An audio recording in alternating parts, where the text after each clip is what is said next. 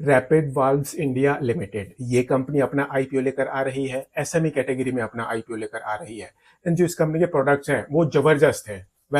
जानते हैं इस कंपनी के बारे में एंड इसके आने वाले आईपीओ के बारे में। कहीं मत जाइए, चैनल को सब्सक्राइब कर लीजिए। सबसे पहले जानते हैं इस कंपनी के बारे में। रैपिड वाल्व्स इंडिया लिमिटेड ये कंपनी एक महाराष्ट्र बेस्ड कंपनी है। 2002 से इस बिजनेस में है। एंड ये कंपनी काफी सारे डिफरेंट डिफरेंट वेराइटीज के वाल्व्स बनाती है एंड उनको अपने कस्टमर्स को बेचती है। एंड जो ये प्रोडक्ट्स हैं इनको बेसिकली आपके एंड मेरे जैसे लोग डायरेक्टली यूज नहीं करते। इन प्रोडक्ट्स का इंडस्ट्रियल यूज होता है। आई मीन जो दूसरी कंपनियां होती हैं और जो इंस्टीट्यूशनल क्लाइंट्स होते हैं वो इन कंपनीज के प्रोडक्ट्स को यूज करते हैं। एंड जो ये कंपनी है इस कंपनी ने अपने बिजनेस को दो सेगमेंट में डिवाइड किया हुआ है। एक तो है B2B सेगमेंट एंड दूसरा है B2G सेगमेंट। B2B सेगमेंट में ये कंपनी बेसिकली कंपनीज को, दूसरे बिजनेसेस को अपने प्रोडक्ट्स देती है।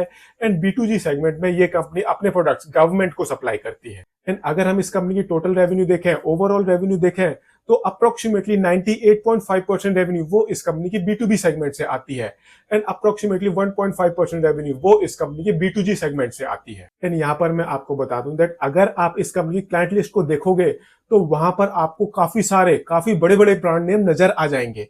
आई मीन काफी सारी ब्लू चिप कंपनियां वो इस कंपनी के प्रोडक्ट्स को यूज करती है। एंड ये अपने आप में दिखाता है दैट इस कंपनी के प्रोडक्ट्स में दम है एंड प्रोडक्ट्स में क्वालिटी भी है। एंड जो इस कंपनी की टोटल रेवेन्यू है अप्रोक्सीमेटली 72% रेवेन्यू वो टॉप 5 कस्टमर से आती है। अप्रोक्सीमेटली 88% रेवेन्यू वो टॉप 10 कस्टमर से आती है। हमने इस कंपनी के बारे में जान लिया। अब देखते हैं इस कंपनी के फाइनेंशियल्स, वो इस कंपनी के बारे में क्या बताते हैं। तो यहाँ पर मैं आपको बता दूं दैट ये कंपनी एसएमई सेगमेंट में अपना आईपीओ लेकर आ रही है। दैट मीन्स ये कंपनी कोई बहुत बड़ी कंपनी नहीं है, बट जो इस कंपनी के प्रोडक्ट्स हैं वो काफी जबरदस्त है।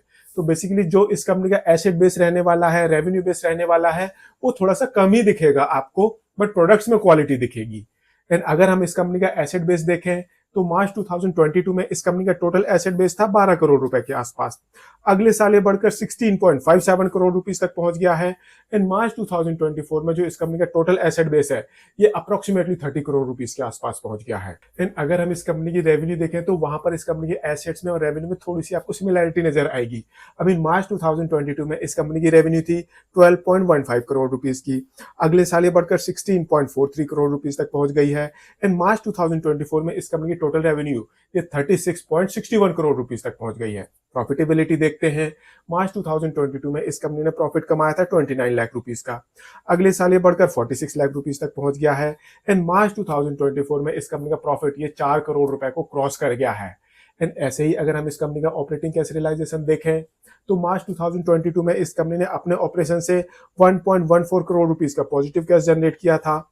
अगले साल ये नेगेटिव हो गया था 43 लाख रुपीस का। एंड मार्च 2024 में इस कंपनी का ऑपरेटिंग कैश रियलाइजेशन ये नेगेटिव हो गया है 1 करोड़ 8 लाख रुपीस का। एंड ऐसे टाइम में इस कंपनी के बुक्स में ऑलमोस्ट 11 करोड़ रुपीस की बोरोइंग है।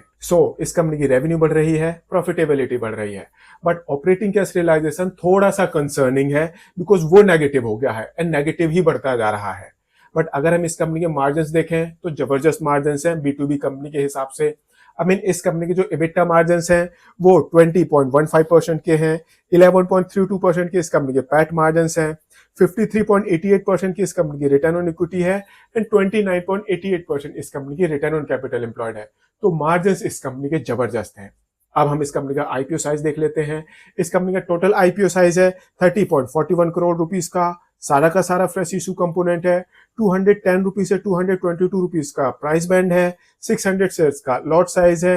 इस हिसाब से जो आपकी मिनिमम इन्वेस्टमेंट होगी ये होगी 1,33,200 रुपीज की। 23 सितंबर को आईपीओ ओपन होगा, 25 सितंबर को आईपीओ क्लोज हो जाएगा एंड 30 सितंबर को इस कंपनी की लिस्टिंग होगी। एंड इस आईपीओ के थ्रू जो भी पैसे इस कंपनी के पास आएंगे उन पैसों का ये कंपनी यूज करेगी कैपिटल एक्सपेंशन के लिए। कुछ पैसे ये कंपनी यूज करेगी अपनी रजिस्टर्ड ऑफिस, फैक्ट्री बिल्डिंग को रिनोवेट करने के लिए। कुछ पैसे यूज होंगे लोन की रीपेमेंट के लिए। कुछ पैसे यूज होंगे ऑर्गेनिक इनऑर्गेनिक ग्रोथ के लिए एंड थोड़े से पैसे यूज होंगे आईपीओ से रिलेटेड एक्सपेंसेस के लिए, जनरल कॉर्पोरेट पर्पसेस के लिए। तो बेसिकली इस आईपीओ के बाद जो इस कंपनी की फाइनेंशियल पोजीशन है वो थोड़ी सी इंप्रूव होने वाली है। एंड यहाँ पर मैं आपको बता दूं दैट ऑलरेडी जो मार्केट में इस तरह की लिस्टेड कंपनियां हैं वो एक प्रीमियम वैल्यूएशन पर ट्रेड कर रही हैं।